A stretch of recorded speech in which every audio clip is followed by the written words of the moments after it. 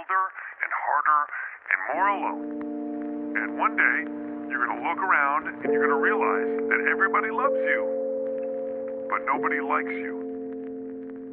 And that is the loneliest feeling in the world.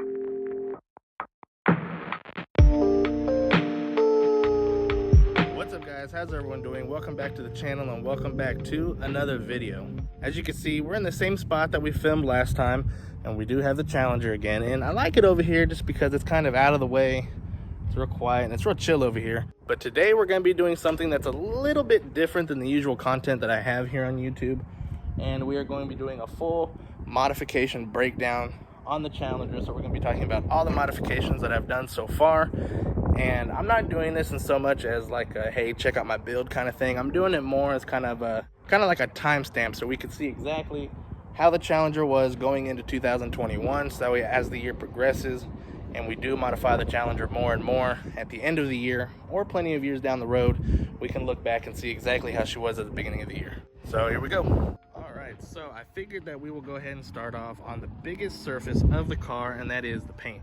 So as you can see, it does look really good right now. And I did just get done washing the car. I tried filming a little bit the car wash, but then my tripod broke.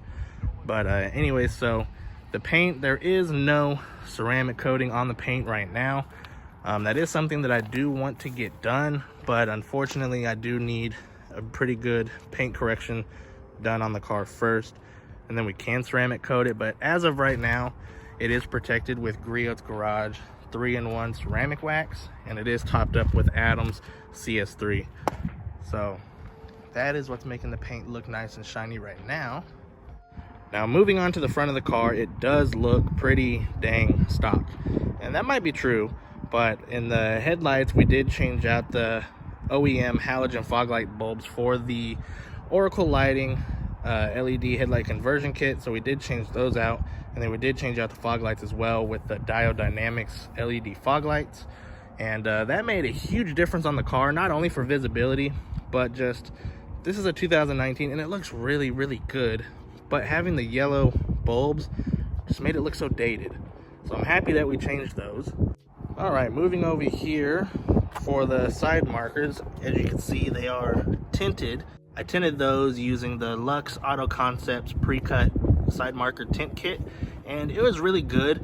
It is a little pricey, but I think it turned out way better than just hitting it with a can of like VHT Nightshade or something. And this was actually the second modification that I did to the Challenger, and unfortunately I did not record it. I wish that I did, but I didn't. So those are tinted. Coming around over here, these are still the stock wheels, and they are wrapped with Firestone Firehawk GT tires.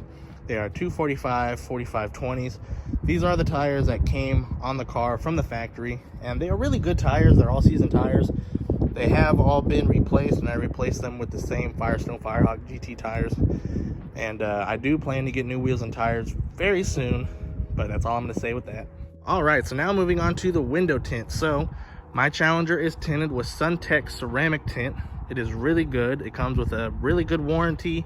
It won't purple, and it keeps out a lot of the heat. It blocks a lot of the UV rays, which is really good if you plan to protect your interior. So on the windshield, I do not have the windshield tinted, but I do have a 5% brow. On the driver and passenger windows, those are tinted with 25%. And then on both quarter glasses and the rear windshield, those are tinted 5%. And it looks really good. I really do want to tint these windows darker, but out here, for some reason, I constantly get pulled over with this tint as it is. Now, it is legal. The legal limit in Texas is 25%, but I still get pulled over. And so I think it would just be a huge hassle if I was to spend the money to tint these darker and then just have to rip them right off anyway. Coming around, this is the other rear side marker that I also tinted using the Lux Auto Concept pre-cut side marker tint kit. It looks really good. Coming around to the back of the car, this I put a little bit of work in back here. I did debadge the chrome Dodge lettering right there, and I think it looks really good. And then as well with the tail lights, I tinted the center portions right here where the brake light and the reverse light is. And I think that looks really good. I really do like the way that the red contrasts with the black, and I like the way it looks. Coming down here to the license plate, I am running the silicone license plate frame from Right Car Solutions. It's a really good plate. It's real seamless. It looks really, really nice. And best of all, it doesn't rattle. It won't scratch the paint, and it just looks really good. Moving down here to the rear reflectors, those are tinted as well. I also used the Lux Auto Concept pre-cut tint kit, and that came out really good. The light still reflects off of it pretty good at night, but now you just don't have big, awkward red reflectors in the rear of your car.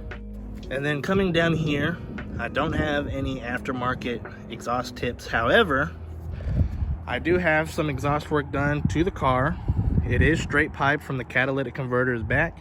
So both of the mid mufflers and both of the resonators have been deleted. And it's just straight pipe in its place, so I don't have any kind of like flow masters or anything. And I think it sounds really, really good. And I will give you an exhaust clip of that right now.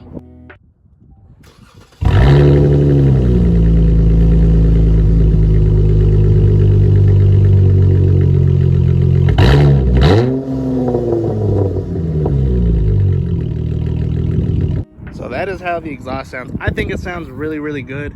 Anybody that has a Dodge Challenger SXT or a GT that's looking to get exhaust work done, I will always recommend this to them.